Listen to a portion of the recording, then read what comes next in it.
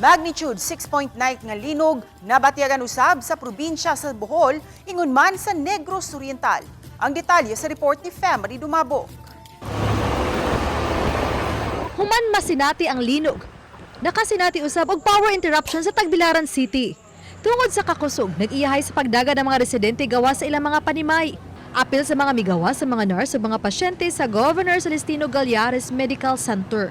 Karong adlaw na sayran sa Bohol Provincial LGU nga adunay mga gagming kadaot sa pipila ka mga eskwelahan resulta sa pagtay-og. Mapasalamaton ta na sa atong pag assessment naghimo karon na ay mga minors lang na mga guba sa mga school buildings and na ay mga bridges na need o ayuhon. Mato sa gobernador, mugahin ang probinsya og 5 milyones pesos nga tabang og magpadala usab sila sa Sugbo og 16 ka medical og rescue personnel, 2 ka mga ambulansya ug 1 ka rescue vehicle.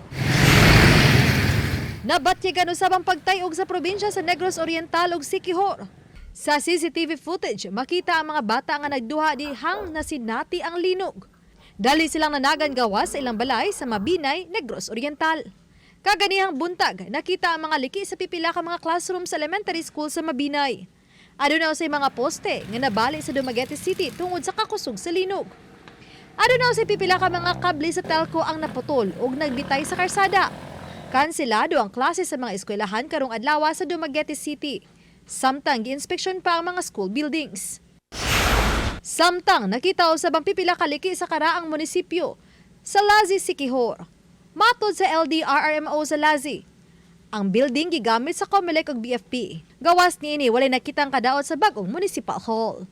Oban ni Clans Gabutin og Rod Prado, Femery Dumabok. Balitang, Bisdak.